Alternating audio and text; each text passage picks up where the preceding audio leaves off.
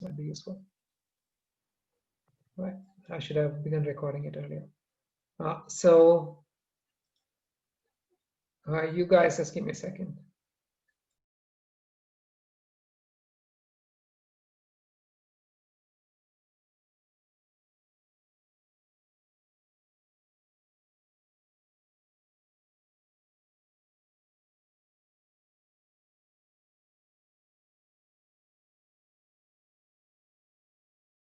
Just had to, sorry.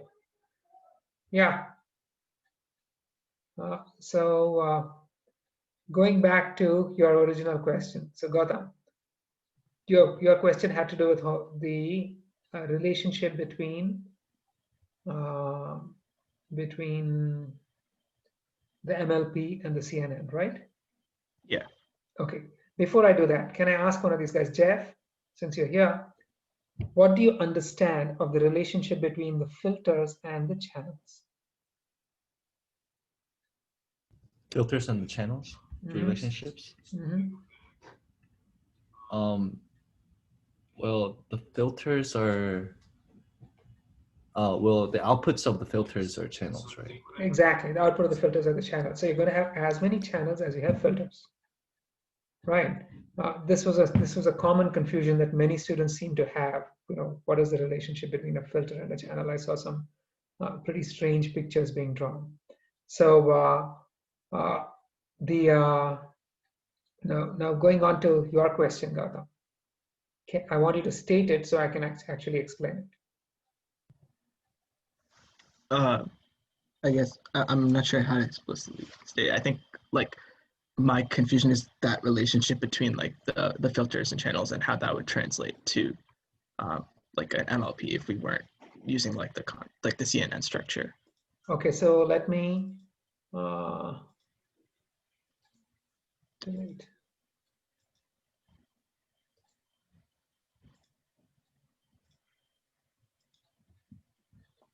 So think about this. Let's say I was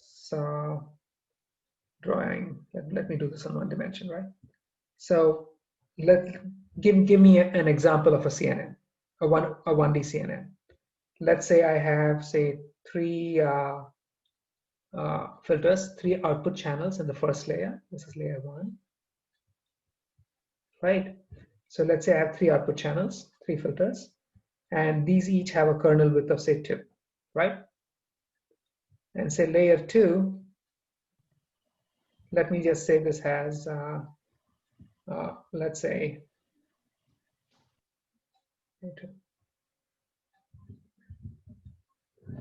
I can't see my draw. This is crazy. Things have gone disappeared.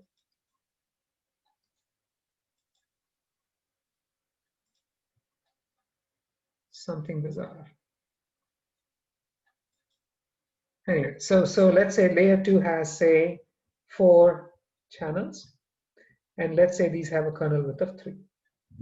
Okay. So if I've got all of these inputs, these are my inputs. Each of these is a vector. Okay. Look at what layer 1 does. And let's say this has a stride of, for convenience sake, let's make it a stride of 2. Okay. So layer 1 is going to consist of 3 neurons, each of them looking at 2 inputs. Right? Yeah. Okay. So I can continue to draw these.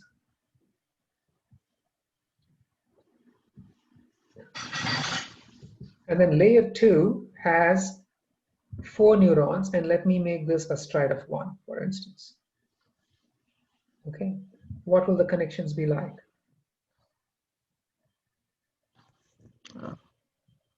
And this is a kernel width of 3. So I'm going to have one guy out here with 4 neurons, and it's going to look at these 3 guys, correct? And then I'm going to have one guy out here, and it's going to look at these 3 guys. I'm going to have one guy out here, and it's going to look at these 3. And let me draw a few more bars just to see if I can get the whole thing through. And so then I'm going to have something here, like so, something here, like so. Okay. And I wish I could just show me my eraser. It's not showing me my eraser at all.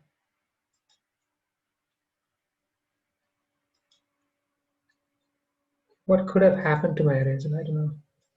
Oh, here it is. Okay. So let me erase this. Sorry, so one quick question. So hang on. Let me just finish this figure, right? And say, Yep. And then let's say I have my final flat MLP or my softmax over here. And let's say this has only 3 layers. Okay. And let's say layer 3 has maybe 2 filters of kernel width 2, stride 1. Okay.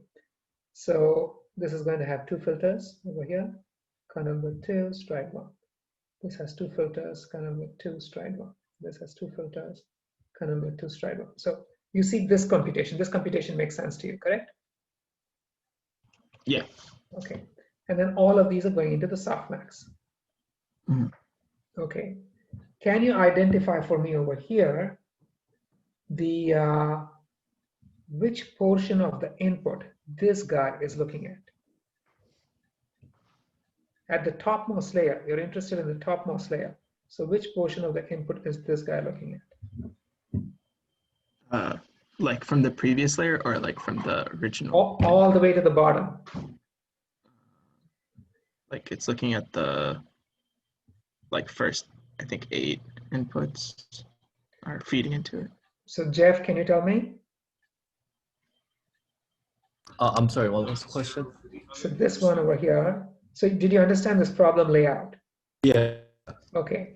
So which portion of the input, the actual input, is this final layer of one column of the final layer looking at? 8 inputs. It's going to be, why can't I get my green color? This must be green, right? It's looking at something strange. Pull the wrong thing.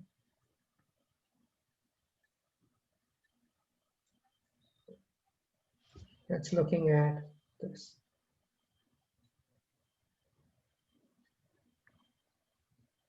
Right, this portion.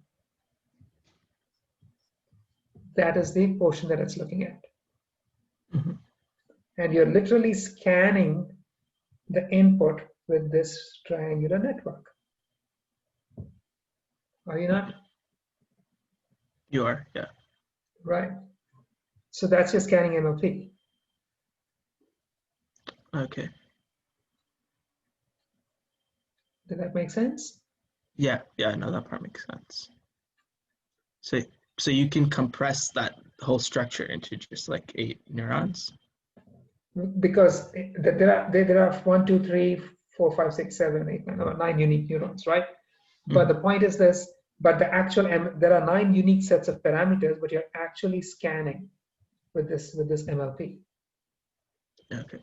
Okay. And then I can think of the whole thing as one MLP too, right? For the entire input. Yeah. Okay. If I thought of the whole thing as one MLP, I could actually write out the weights matrix for this layer. Sorry, so like that one unit you circled in gray, so that's looking at 8 inputs, but so like each one next to it is also looking at 8. So does that overlap? Not like how is that overlap treated? It does have an overlap. That's how you're sharing and you're sharing computation. Mm-hmm. But the interesting thing is now I can think of the entire thing all the way to the end, to the top softmax. I can think of this entire thing as a single MLP also, can I not? Yeah. Right. Yeah. So if I thought of this whole thing as one MLP, now is there any convolution left? Mm-hmm. No. I just constructed a giant MLP and plugged it on my input. Yeah. So it's a one-time compute. There's really no convolution as no scanning. Yeah. It's just a different way of looking at the same thing. So what I'm trying to tell you is that your CNN I can construct a single MLP which does exactly the same computation. And it's just as long as the input. Yeah, that's about it. And Okay. now and now I can actually write out the weights matrix for this layer, Mhm. right? For this large MLP. Okay, yeah, I see that now. So So, like you could, so- it would just be like one layer. Like you wouldn't have all this stuff in the middle, right? It would just be this one input layer that feeds into the final softmax. No. So this is this guy. So you're looking at the wrong thing. When I write the entire thing as one MLP, then this entire structure is one MLP, Oh, okay. right? And that one MLP has this first hidden layer, which is this guy with this weights matrix. It's going to be a really large weights matrix. Yeah. Correct? Right. Yeah. And then you could just use your MLP code to compute this. There is no loop. Okay. So then, if that's the now I'm a little confused. Like what the difference between this and the CNN is? Like where? This is the like what CNN, is, right? So then, I'm what's just saying, I'm saying this is strictly equivalent to the CNN. We started off you're by saying that? So we started off by writing out the operations for the CNN, where you scan with the first layer neurons, filters and the second layer filters and the third layer filters, pass it through the softmax. Yeah. That's going to give you an output, right? But then we saw that the CNN computation is strictly equivalent to having this little MLP, which is scanning the input. Oh, so with the CNN, we just have that one, like smaller like network that just scans it versus like this MLP is like multiple of them, and we don't need to scan. We just have a larger input. We just have a larger size. network, but they're doing the same okay. thing. Okay, I see. Right? Okay, It's basically, gotcha. So the CNN is just an efficient way of implementing this larger network. Okay, I see. Yeah. That now I follow. Right. So Hanu, Jeff, did that make sense? Yes. Yeah, makes sense. Yeah. So they're all strictly equivalent. Your CNN is nothing fancy. It's just an MLP. It's a really large MLP, but it has a very special structure. And what is the structure? If you look at this weights matrix, these neurons are not connecting beyond the third row, right? Third column. These neurons are not connecting to things outside of that little kernel width. So the weights matrix for this guy, if I can find my mouse, is going to look something like so. If you wrote the weights matrix down, the first neuron looks at only 2 columns and the rest are zeros, right? Then, so the first 3 neurons, because you have 3 neurons in that layer. Then when you slide it forward, it's going to go forward by a stride, and then it's going to look at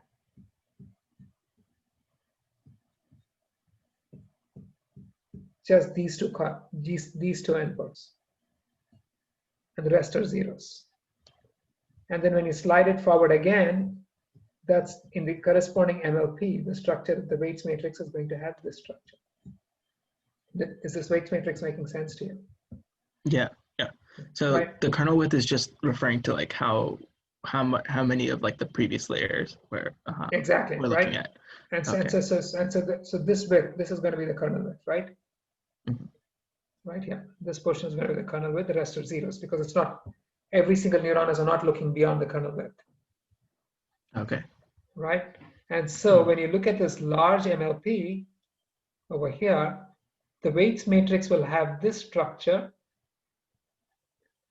where every neuron or every little set of neurons over here is only looking at a 2 width of inputs.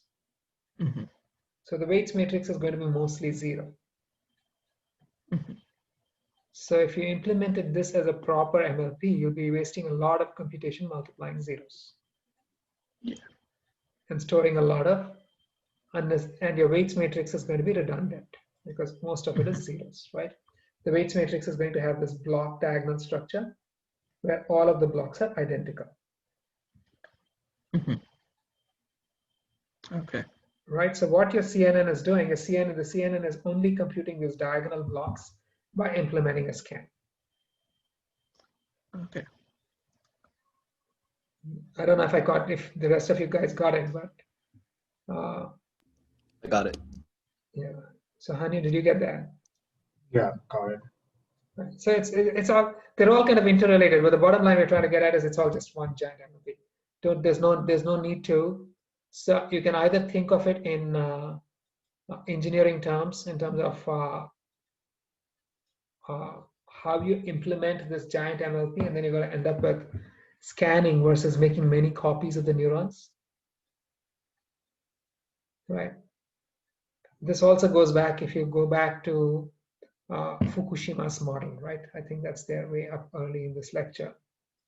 Let me see if I can do this.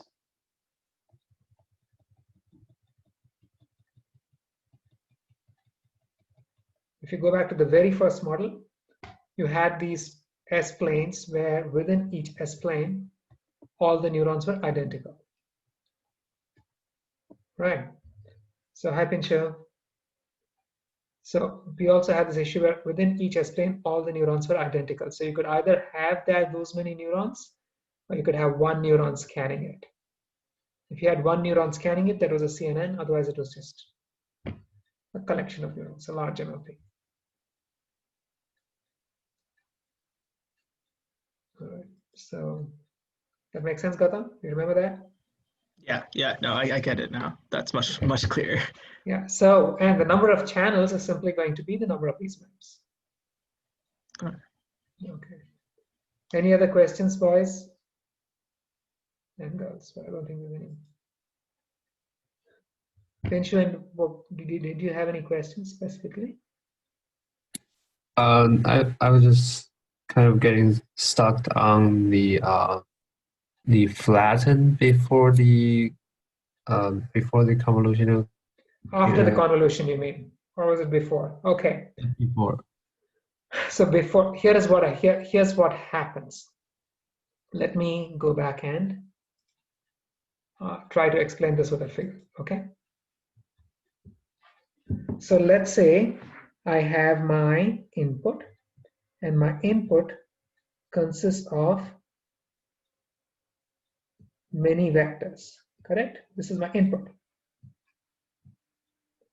And then let's look at the first convolutional layer. Professor, if we talk about the in channel of the first layer, what is the number of the in channel for the fourth layer? What do you mean internal? I'm not sure what you mean by that. The in channel of the fourth layer. So okay, what is the number of in channels? Again, yeah. Here's my problem. I don't think channels are that term channel is a really horrible term. It should be banned, right? Yeah. It's somebody. We need to file a petition banning that particular bit of terminology. Think about this. Suppose I have my first CNN, and my first layer has, say, going back to the same example, 3 filters. Okay, and the kernel width is 2. Just my first layer, my first channel. Okay, my first layer. What does that mean? And let's say a stride of 2, just for convenience. I'm going back to the first example that I built. Okay. Then I have 3 neurons over here because it's got 3 filters. It's looking at a stride of 2, at a width of 2. Then it's striding forward 1, 2, 3. So it's striding forward by 2 steps. And then it's doing that. Then it's striding forward by 2 steps. And it's doing that. Then it's striding forward again by 2 steps. And it's doing that. So this is the computation that this first layer is performing. Did that make sense? Yeah, makes sense. Okay, how many output channels do you see here? Output.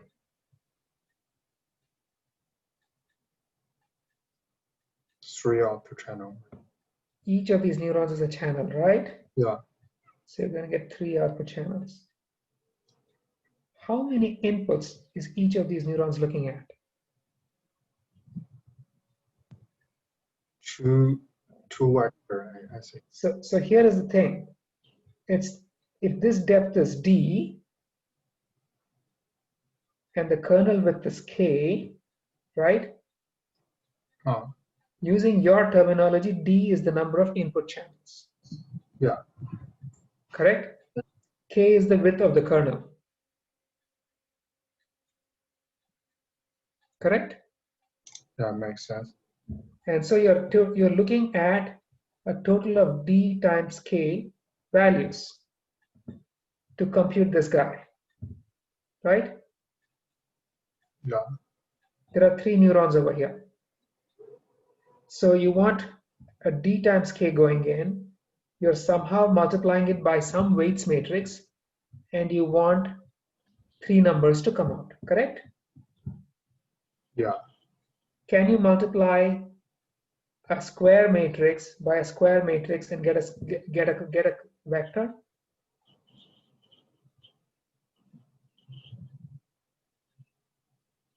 no, I see. So what will happen? This weights matrix has to be 3 times dk, correct? Yeah, Because it's combining all of these guys. For every one of these neurons, you're looking at all dk elements, correct? yeah, So I have to sort of take this little segment, oh come on, and straighten it out into a single dk vector.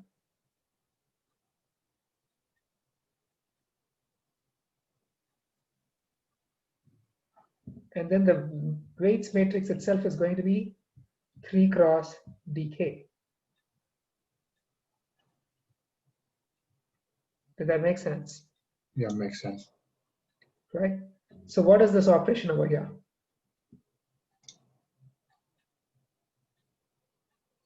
Well, I took this 2-dimensional matrix and extended it out into a vector. What's that operation? Flatten, something like That is a flatten. flatten. You just flatten the matrix into a vector, right? Yeah, So that was the flatten operation you're speaking of.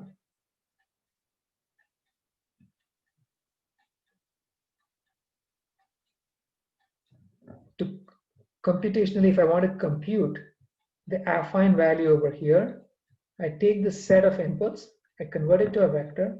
The weights matrix is going to have a vector, and then I just take an inner product. You can also think of it in terms of doing this with tensors or higher order, algebraic structures, but strictly equivalent to just straightening them both out into one extended vector and then taking an inner product.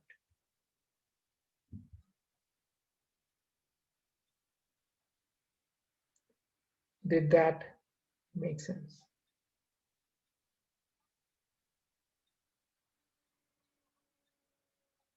Questions, guys? Anybody? So I guess I have a question. So is this part of the forward then in convolution? Like Yeah, this flattened is a part? it doesn't matter. See, the point is any operation you do in forward, you're going to be doing backward too, right? Yes. Flatten is just flatten is again an engineering operation. What were you really doing? Think about what's happening here. I had I can find my mouse here. Control A. I'm going to delete this picture, and hopefully nobody will miss it. Okay, so I had k entries, k columns, each with d elements. So I had k times d elements. I had my neuron. So my neuron was connected to every one of these guys, right?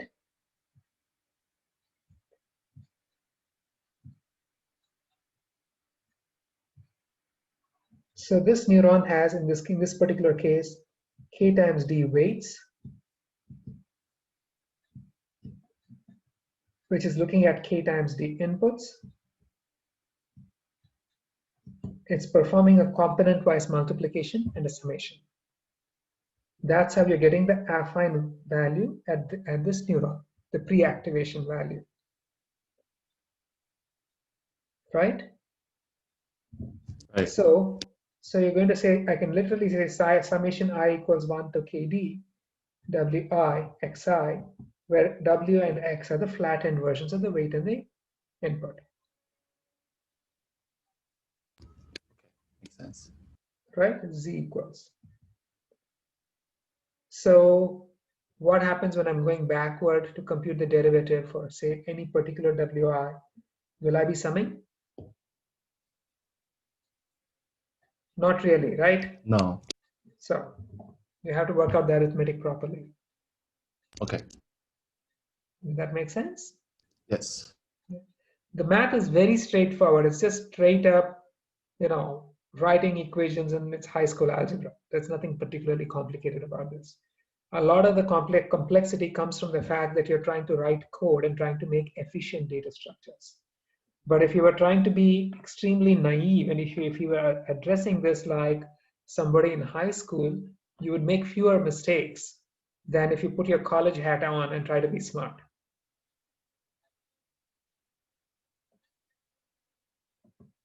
Because if you're doing this, the most basic way, just be writing things down, the full equation. So the reason we flatten is to basically get rid of some of the full loops. That's about it. It's a vector. It's a vector in a product, right? That's it. Hi, Professor. I got a question regarding after flatten, so the input X will only have 2 dimensions, but it seems like the convolution layer requires the X of 3 dimensions. Why would the convolution require 3? So the reason you have 2 dimensions is because one of the dimensions is the batch.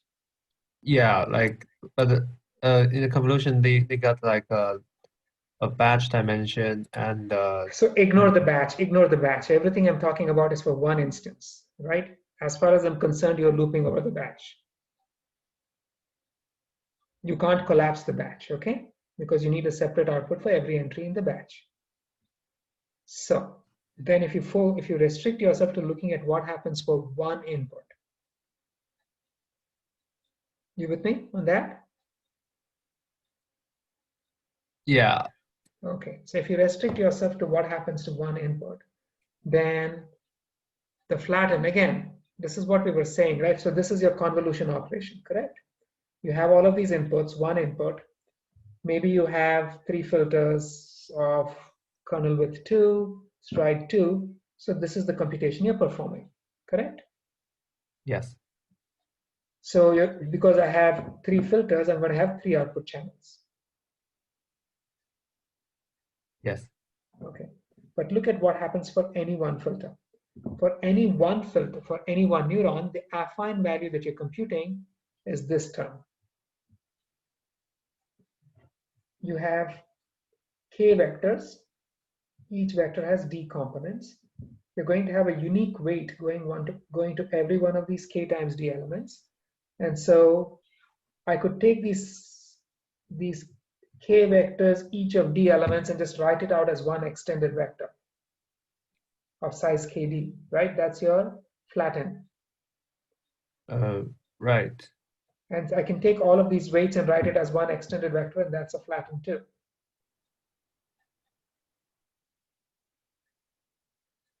Because the weights otherwise is going to be, if I think of the input as a d times k structure, then the weights must also have the same structure. Otherwise, you cannot do a component-wise multiply and add. Right? So does this mean that the flatten actually happened inside the convolutional layer?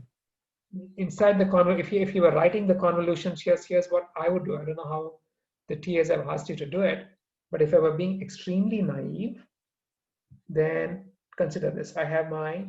This is my input, okay? This is my input. And then I have my weights. My weights are going to be like so. If I have a kernel width of 2, these are going to be my weights, okay? for one filter. This is just for one filter. This is my input time, and this is the dimension D, right? So the first step I would do is to sort of flatten this guy out into an 8-component vector. I can do this by taking the second column and sticking it under the first one, right? Right. Now, as I go through this, the first thing I would do is take the second column and stick it under the first. Just the second column, okay? Yes. What is that?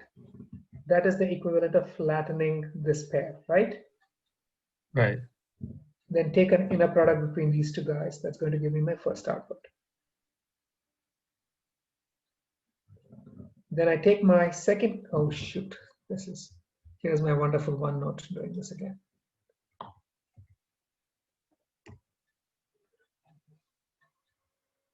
Amazingly enough, if it comes back to the same place, okay. So then I take my second column here. Here, the second column went to the bottom, right? But then I've strided forward by the stride. In this case, my stride is 1. And now I have this block. So the first vector here, which is actually my second vector, is going to be on top. The second vector in the block, which is actually my third vector, is going to go at the bottom. And then I take an inner product between this guy and my weights, and that's going to give me my second output. Did that make sense? Yeah, I think that makes sense. So as I go forward, at each time, I'm going to pull out a local block, flatten it, and take an inner product with the flattened weights. Okay. Thank you, Professor. So did that? I don't know if that's what is being asked of you in the homeworks, but conceptually, this is what you're going to be doing, right? Yes. Yeah. Yeah. Anybody else? Any other questions? So you would flatten both weights and the inputs, right? Yeah, otherwise, how are you going to compute an inner product? Okay. All right. Right. The weights have to be flattened only once because you don't have to keep redoing it at every time step. Right. So this is a one-time deal, right? And if we have multiple neurons or filters, then you're going to have multiple of the rows, right? Okay. You'd have multiple of these guys, right? Okay. Yeah. Right. And so if you flatten it, that's going to now become a. So here is the cool thing with flattening it, right? If I have multiple neurons, then I can flatten the weights for each of my neurons, and now my weights becomes a matrix instead of a tensor, correct? This first row is this guy for the first filter. The second row is the corresponding guy for the second filter. So the weights would become a matrix. Right. Right. And then I can just multiply this matrix by this flattened vector, and I'm going to get the affine value for all of my channels, output channels. Right. Much more efficient, right? Yes. And this flattening of the weights matrix is a one-time deal. This makes sense. Thank you. Yeah. And so it's all very straightforward, nothing fancy, nothing complicated. It's maybe a little, nothing complex. It's a bit complicated procedurally, but then once you wrap your head around it, it all makes sense. Any other questions, guys? I have a question for more like high level for backprop. Are we trying to update the filters and the maps? Like, are we trying to update both things? Because we talked about taking the derivative. Okay, remember how you do backprop. Anytime you do, anytime you perform backprop, here's what we're doing, right? For any MLP, for any network, you have the network, and say you have the divergence over here, you're computing the derivative going backwards. So what were we doing? We were first computing the derivative with respect to the output, then the input of this neuron, then we were computing the derivatives for all of these weights, right? Then we were computing the derivatives for the outputs of these neurons. Then we were computing the derivatives for the inputs of these neurons. Then we were computing the derivatives for all of these weights. Remember, this is what we did, right? This is what we did. Yep. And then you compute the derivatives for this guy, right? Mm-hmm. So you're always computing the derivative for both the parameters, the weights, and the output of the previous layer. Otherwise, you don't have anything to propagate backwards. And so what we did here was exactly the same thing, that we had two steps. We had to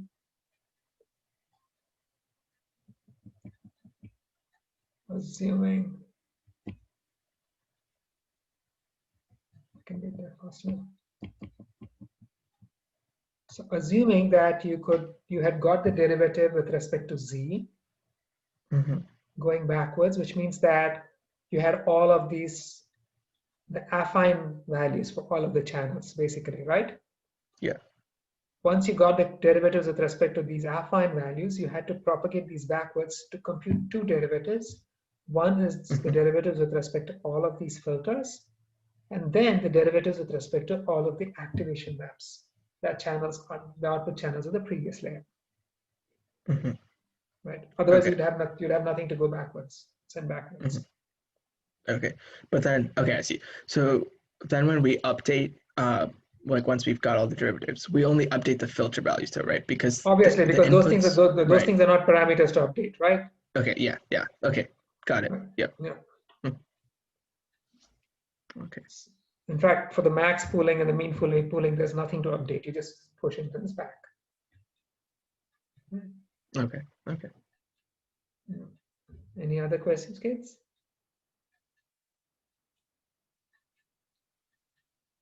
That's all my questions. Okay, so if we have no more questions, I'm going to hang up here. It's almost 3. Can I ask one last question?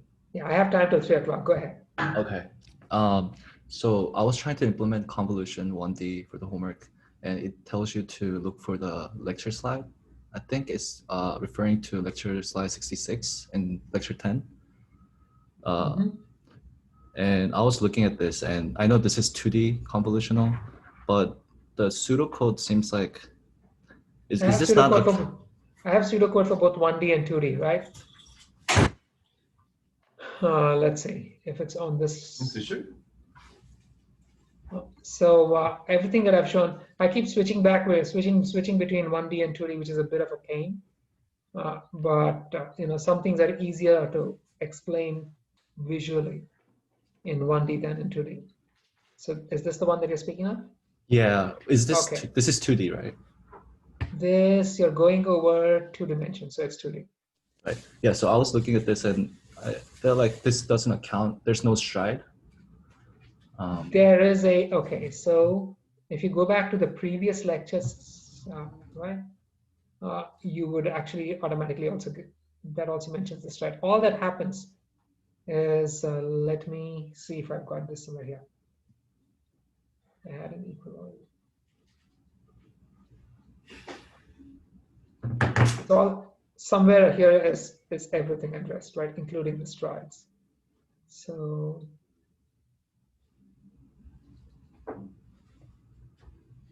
just bear with me. There is a problem with having 400 slides in. Believe it or not, this was one lecture with 400 slides. I don't know if you guys realized it. These animations are really painful to draw.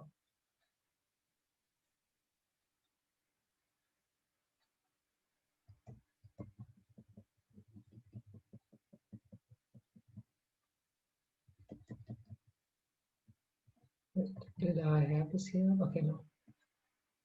This is for my filters.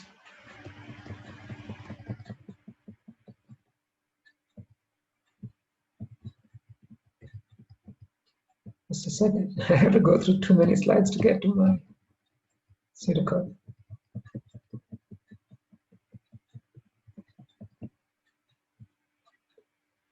Okay, so if you look over here, this is where I actually did the 2D. You can always get rid of one of the loops to make it 1D, right? Right. And so this is the 2D with the complete operation written down. So I'm going through the layers. Within each layer, I'm going over the entire image.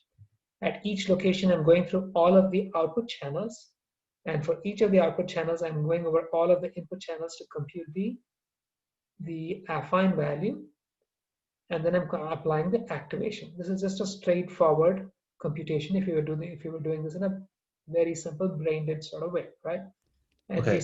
we saw how we could just use this, flip things a bit, and voila, you have back propagation and it's fully done, right? Right. I also have the strided version. Look at what's happening over here. So all that happens is when you're going forward in strides. I see. And so for here, for the Y and the Z, for the Y, you actually have to maintain a separate downsampled index, M and N. I see. Right, that's about it. It's there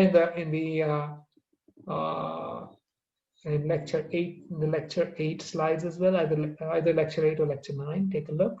But we have both the convolution without strides and the convolution with strides. And the only thing that happens when you're having strides is that you have to maintain a separate index for the output because the indices are now scaled, right? Right. Yeah. Thank you. Take a look at the slides. All right. Okay, kids, I'll stop here. Thank you for being here, and hopefully this helped. Yeah, Thank you so thank much. you. If you have any questions, post in Piazza, okay? Thank you. Thanks.